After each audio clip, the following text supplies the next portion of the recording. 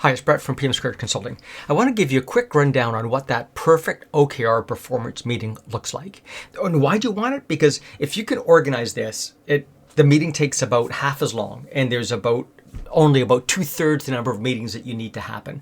So there's a huge just size time benefit if you ignore even all the performance benefits that come out of this perfect meeting. So I want to be clear, there's sort of 3 generic types of meetings that you have in your organization. Communications meeting, those are your all hands meetings where one person's talking for 80% of the time. Creation meetings where you're getting an ad hoc group of people together to develop a new product, a new campaign, a new logo. And then what we're going to talk about today, those regularly scheduled or even irregular cadence performance meetings where we're dealing with organization performance. Now, within the performance meetings, there's a couple of things I want to put in front of you. One is meetings are the most powerful tool you have because they're giving you access to skills, competencies, capabilities, resources bigger than what your department is initially resourced with. Secondly, they're the most neglected part of business. No one took a course in school about how to run a meetings. We don't organize the meetings. We don't set a standard, a process and protocol, and therefore they're not very productive. And understand that the goal isn't to have a meeting. The goal is to develop a better run business. So here's some guidelines I want to put in place first. Thing 1 is what we've learned is that the success of every OKR meeting is predetermined by the preparation work that you've done. So have you put the OKRs in? Have you assessed the performance? Have you set an agenda? Have you taken a look at the agenda and prepared for the work? If you don't do those things, when you show up to the meeting, you're like an old Western gunslinger hoping that you can draw faster than the next person. Let's prepare for these meetings and make them effective. Get the right content, the right people, right conversations. Secondly, never do in a meeting what you can do out of a meeting. So many times those meetings start off as what I call show and tell. I'm presenting new data in front of people. Well, people's brains could accept that data at a different point in time. Maybe they prefer to see it the morning before. Maybe they want to meet with their team on it and consider it before the bigger meeting and so on. So here's what we've learned. Our research indicates to us, if you just drop something on someone like a spreadsheet in a meeting, the recommendations have about a 30% viability ratio, which means only about 30% of them could be implemented. And if they were implemented, would they make a difference? If you have a day or two to think about them in advance, that number goes from a 30% viability up to a 70% viability. In other words, the effectiveness of the meeting is more than 2.5 times. And so by giving people the chance to prepare for it, magic happens. And I want you to consider this. If you sit through one of these meetings and have nothing to say, well, maybe you shouldn't have been invited in the first place. So if you want a place at the table, make sure you come prepared and you participate. You're there because we need access to your brains, your experience, your resources. So you'd better be active in that meeting. And then finally, every meeting should be as short as possible, but no shorter. Now, my apologies to Einstein, but the idea is we have to process information. As problems go in, answers go out. It's a piece of machinery, but we shouldn't be getting sidetracked, debating new topics and so forth, and we shouldn't cut ourselves short.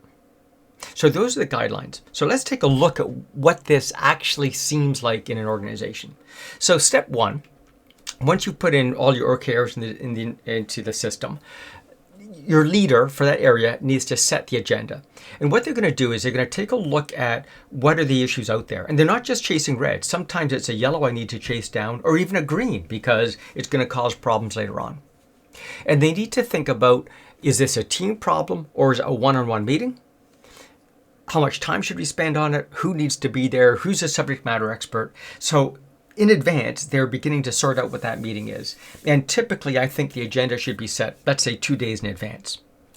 That gives you now, as a leader, to consider 2 important things: impact on and impacted by. So impact on is, what has your department or team done that's contributed to the reported performance? Let's say a product launch was late. What did your team do that contributed to it being late? And then impacted by is, given that performance, how is your department impacted by it? So maybe you need to change resources, change training, who knows what. And I want you to develop a bunch of ideas and action steps before the meeting. Now, the next step is not the meeting. In fact, the next step, what I'd like you to be able to do is collaborate with other leaders. And what I want you to do is talk with them about your ideas, their ideas, understand, and about 40% of the time, you'll actually solve the problem before the meeting. So take it off the agenda. You've already made that meeting shorter because I've solved the problem without having to consume other people's time. Now, maybe the next step is you need to go have that meeting. But understand in that meeting, your goal is to get access to more brain power. So you should come to that meeting prepared, as I said before, knowing the issues, research, ideas. In fact, basically, problems get to this stage because we need one of 5 things in that meeting. Maybe sometimes people need more resources. They're coming up to a year-end audit and they need someone to help with inventory counts or whatever the resources might be. Maybe they need an upstream or downstream process changed. They can't change it themselves. It has to come to this meeting so that we can change those processes so that you can better achieve your objectives. Maybe you need just more ideas. You've tried everything you can do to solve. You haven't been able to solve it. Let's present it to the team and get access to their brains, their ideas, their experiences. Maybe it's just a group decision. Whatever you want to do, the group should be aware of, and I'll have a vote in it to make sure that no one gets sideswiped. And then the 5th reason is you need to change the KR. No matter what you do, you can't achieve that target. Let's all agree to change it. So that meeting is very constructive and very directed and is going to end up with some very specific action items. So we need to agree to those action items and actually go off and do the work. And in the next meeting, we should review those follow-up items. And that's how you make the meeting more effective. Again, the benefits of this process is the meetings are shorter, they're less frequent. The outcomes of the meetings are far more effective and allow the organization to move forward. So I hope this has been helpful to your consideration about how we run these meetings.